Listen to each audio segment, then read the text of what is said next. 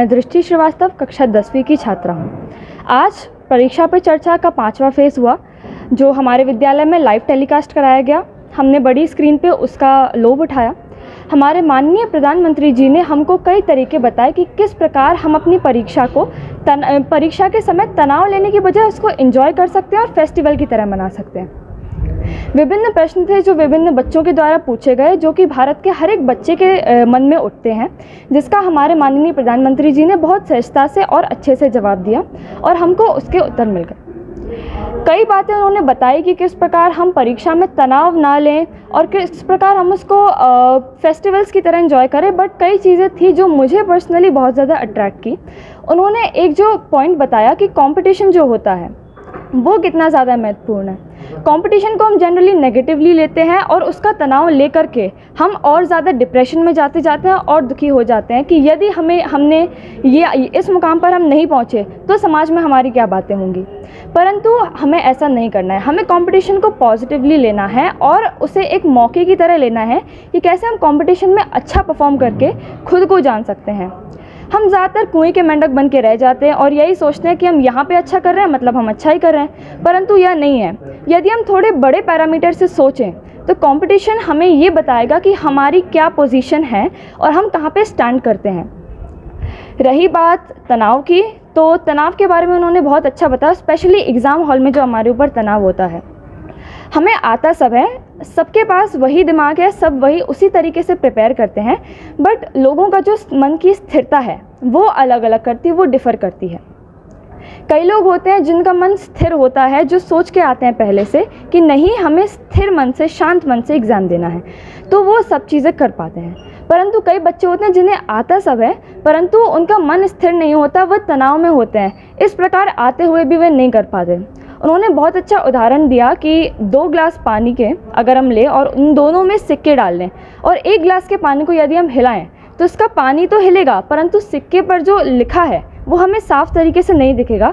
परंतु यदि हम जो स्थिर पानी वाला ग्लास है उसका सिक्के देखें तो हमें सब साफ उसमें दिखेगा।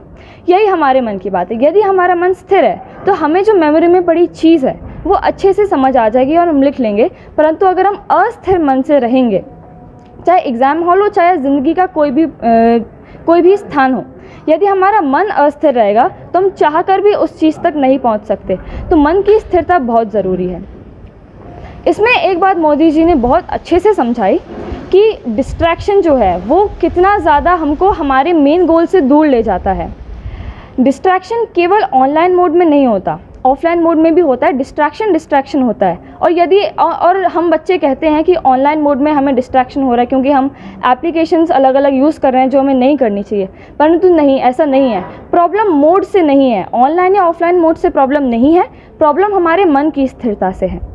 यदि हमारा मन स्थिर रहेगा तो चाहे मोड ऑनलाइन हो या ऑफलाइन हो, हम हमारे मेन गोल से डिस्ट्रैक्ट नहीं होंगे।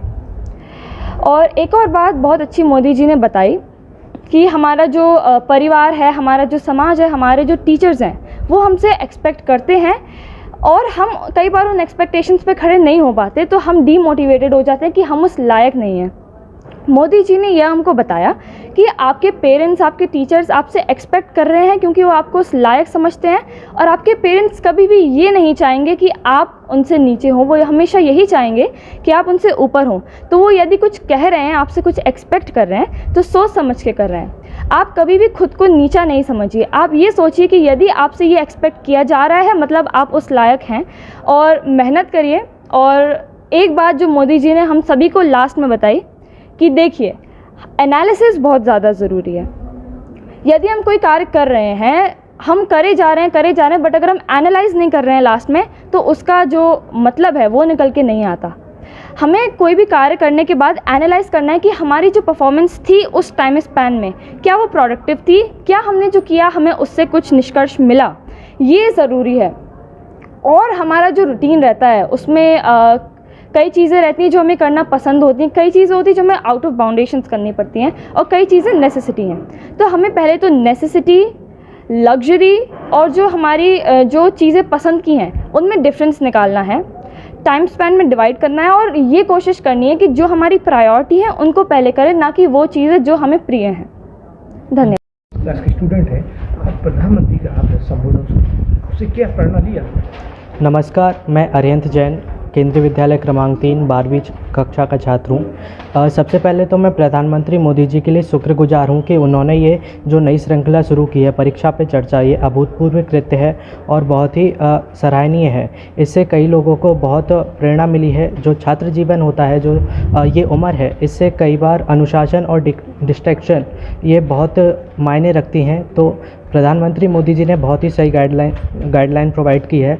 और चूँकि जो अभी 3 साल से कोरोना चल रहा था, इसकी वजह से छात्र जीवन में कई नई तरह की समस्याएं उत्पन्न हुई हैं, जो पहले कभी नहीं थी। आज के पहले पीढ़ी ने कभी ऐसी दिखी नहीं। नई तरह की समस्याएं आई हैं, जिनको प्रधानमंत्री मोदी जी ने बखूबी सुलझाया है और बहुत ही सराहनीय मार्गदर्शन दिया है। उन्होंने कई मुद्दों पर चर्चा की है, जैसे ऑनलाइन और ऑफलाइन ब्लेंड मोड को कैसे समन्वय स्थापित करें, उसमें उनसे कैसे हम रूबरू हों, और ऑनलाइन मोड को कैसे प्रोडक्टिव बनाएं। दूसरी जो सबसे मुख्य चर्चा थी उन्होंने कि डिप्रेशन में ना जाएं, खुद सेल्फ कॉन्फिडेंट रहें और अपने पुराने परिणामों को पीछे छोड़कर नई तरक्की के लिए आगे बढ़ें।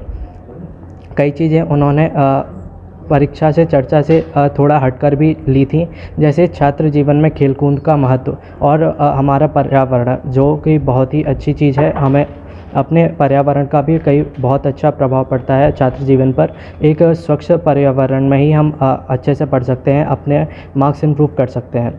और जो उसके बाद बात आती थी कि कंपटीशन से कैसे हम फेस करें, जो कि अभी ये वही फेज चल रहा है। हमारे प्री बोर्ड्स भी हैं, बोर्ड आ रहे हैं और जेईई मेंस भी आ रहा है, उसका एंट्रेंस एग्ज़ाम आ रहा है। उसके बाद ISST और CUCET भी हैं। तो उन्होंने कहा कि सबके लिए अलग अलग नहीं पढ़ना है, सब चीज़ों को एक साथ लेके पढ़ना है। अगर जैसे हम नॉर्मली रणनीति बनाते हैं कि हम इस एग्ज़ाम के लिए इतना पढ़ेंगे, उस एग्ज़ाम के लिए अलग से पढ़ेंगे, उन्होंने कहा ऐसा नहीं करना है। हमें सारी चीज़ों को एक साथ पढ़ना है और एक साथ में ही पूरा पढ़ लेना है, ताकि हमें अलग अलग ना पढ़ना पड़े और कंपटीशन हमारे जीवन को बहुत ही अच्छे तरीके से ऊपर ले जाएगा। जो ये परीक्षा पे चर्चा का 5वां संस्करण माननीय प्रधानमंत्री जी के द्वारा आज जो संबोधन किया गया और जो विभिन्न सवालों के जवाब दिए गए, हमारे विद्यालय में इसके लिए हम लोगों ने LED स्क्रीन लगाकर बच्चों के बैठने की व्यापक व्यवस्था की थी और बच्चों ने भी इस कार्यक्रम का पूरा लाभ उठाया। बच्चे बड़े जिज्ञासु थे। बहुत समय के बाद ऑफलाइन मोड में विद्यालय संचालित हो रहे हैं, तो उनकी बहुत सारी समस्याएं थीं, तो इस कार्यक्रम का बच्चों ने पूरा लाभ लिया।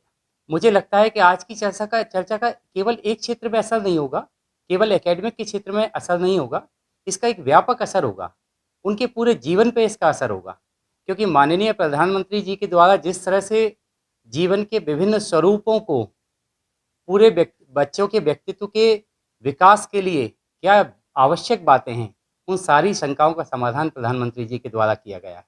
उन्होंने बताया कि बच्चों को कैसे अपने लक्ष्य के प्रति फोकस्ड होना चाहिए, किस तरह से उन्हें जीवन में आगे बढ़ना है। परीक्षा को उन्होंने ये मान सकते हैं कि एक उत्सव के रूप में उन्होंने कहा है, और बच्चों को परीक्षा के लिए नहीं पढ़ना है, उन्हें ज्ञान अर्जन के लिए पढ़ना है, ऐसा उनका उद्देश्य था।